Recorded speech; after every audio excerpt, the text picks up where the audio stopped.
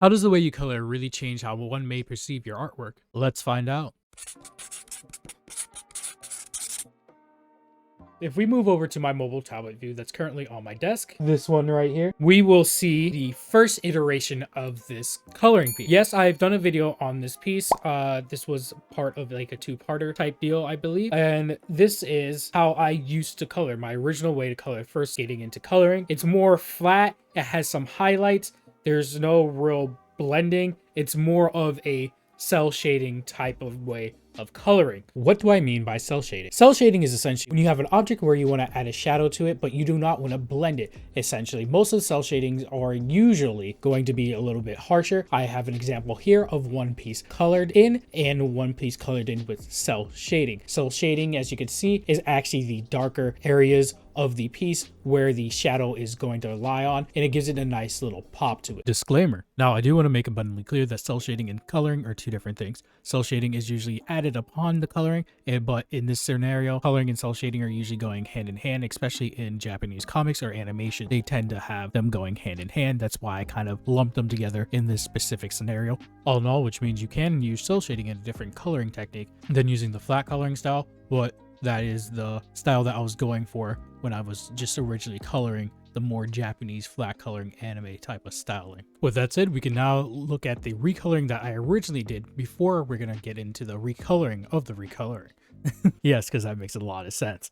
In the original recoloring, you could see that I added a little bit more pizzazz to it. By pizzazz, I added a bit of blurring. You can see around the face area that is a bit more blurred, a little bit more softer, but it still contains the cell shading. So like I was saying earlier, you could utilize cell shading on other pieces. It doesn't have to be just the flat pieces, but if I was going for more of the anime manga type of look, they tend to have it more on flat coloring pieces, but I don't really want to do that anymore when it comes to that styling of artwork. Now, I also don't want to do the blending that I was doing anymore either. So let's go on to the next step and let's jump in to me actually coloring in the new recolor of the recolor. With how I like to color now, I tend to actually split it up into different sections: the skin first, the clothes, the hair, and then the accessories. Right now you can see me actually working on the skin, and for the skin I tend to put a base color down first. So we're still utilizing those flat colors I utilized in my original coloring of this piece, but we are going to be ultimately changing it. You'll also see me utilizing more of the blurs. Just because I said I don't want to blur anymore, that doesn't mean I'm not going to blur in general. I just meant blurring in that type of coloring I don't want to do anymore. So you still utilize the blurs and everything else from the other two pieces, but you start adding on more and more to it. After I do the flat layer, then I add the shade on top of it, or the darker skin tone, then I blur. I then move on to the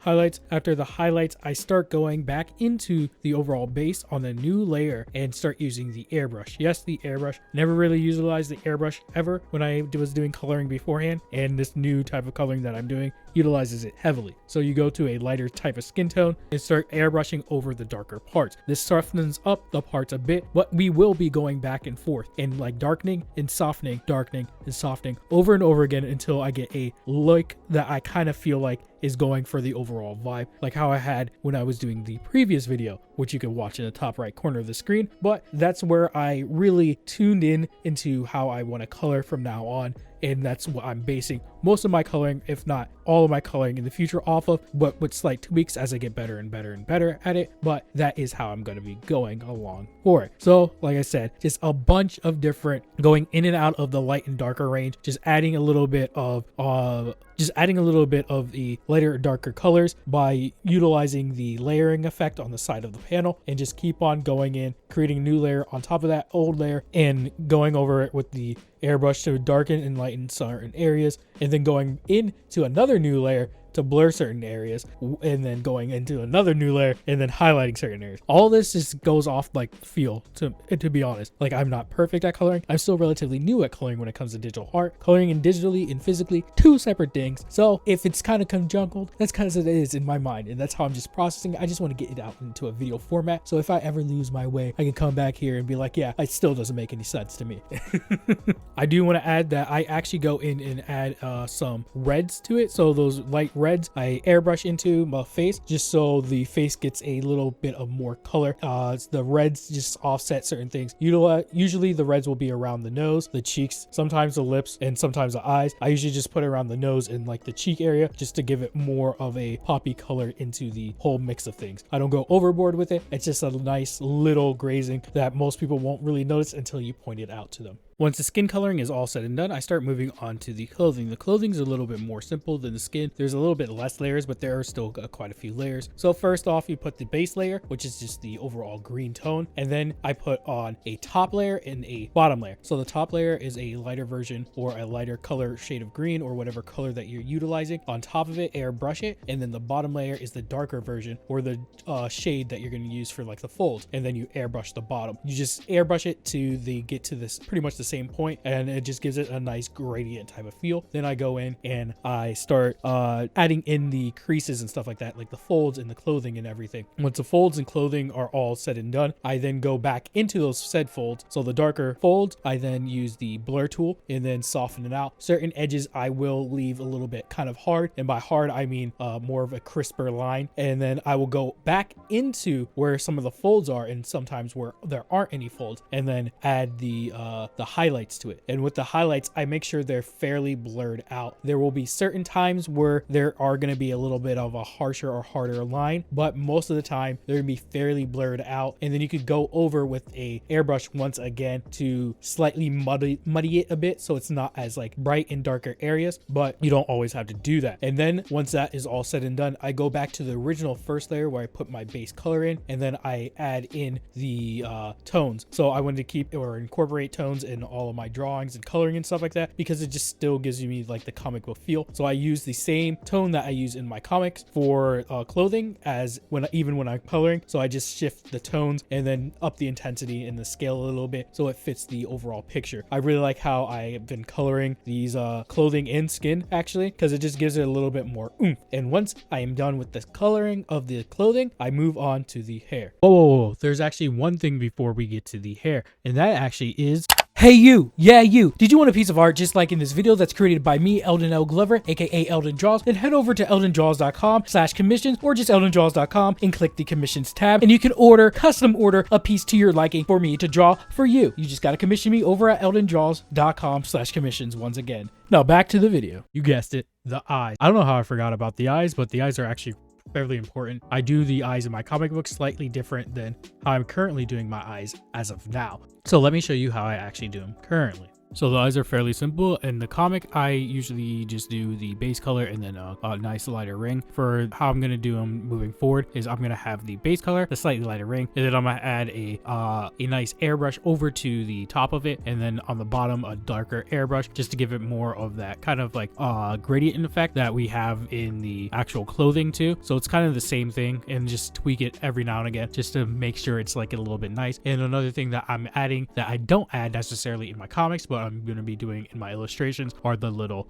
highlights in the eyes, just to give it more of a like the person's alive inside and not dead inside. But I might do that later on in my comics, but there has to be certain elements that occur before certain things occur in the comic that aren't already occurring in the comic. But I digress. I also do the eyeshadowing. So the eyeshadowing, I actually do the normal way of doing the eyeshadowing. I do black, and then I lower the opacity, and then I actually smooth out said opacity to make it give it like a little bit more of a blurred effect to it too. And then I go in the eye and add a little bit of white highlights in certain areas just to make it pop a bit. So yeah, that's how I do the eyes currently. Now onto the hair. So for the hair, there's actually a different method that I'm using to color in my character Zeph's hair that I usually use for like white people hair. So for this character's hair, it's a little bit more coarse and everything, so I'm not going to be adding all those shines. I just wanted it to be a little bit more dull, and it is white. So I go in and use like the grays and start blending in a little bit of like the harsher lines just to make it so it's a little bit more softer, so it looks a little bit more kind of matte-ish. I didn't want to add too much shine to it because of the hair texture. Black people hair can have more shine to it, but for this particular character, I don't want to have like a bunch of shine, and it is kind of hard to pull off the shine without changing the hair to just gray and then having a white shine in it. I wanted it to be white hair with some grays in it and not gray with white shine, if you understand what I'm saying. Because if you look at my other video where I did did the commission of The Last Supper, you'll actually see I do the hair coloring way different, and that's how I'm gonna color white people hair. But for the most part, when it comes to black people or more of an African descent, I will not color it in the same way. I'll make it a little bit more dull depending on the hairstyle that they currently have. One of the things I do want to talk about is I did go back in, you saw earlier when I was working on the skin, I did go back in and actually add the braid consistency on the braid itself, just to give it a little bit more pizzazz. I just go in with the shading and then just like do a curve, a C curve, where I shade and then leave like a little highlight essentially in that C curve, and then just blur it out, and then go in and then darken it again and blur it out again. It just makes it overall look nicer, and that's pretty much it for the hair, to be honest. Now for accessories, I usually have them on their own little tab because some characters have more accessories than others, but in this case Zeph only has one accessory, and that's the little hairband. So with the hairband, I just pretty much color match it to how I do the clothing, and then we call it a day. Now I do want to state that another element that can make your coloring pop a bit is actually doing your backgrounds. I am not the greatest at backgrounds. You'll see like an overlay playing right now, but all I'm doing for the background is actually doing the collage method that I kind of did in the previous video where I was making my new icon or logo. So I'm not the greatest, so I'm not really going over it at the moment. When in the future, when I get better at backgrounds, I will make a video on that. But as of right now, this is just a coloring video of like the subject or character, and hopefully you guys found it helpful. But now we're going to throw up the final image. Bam.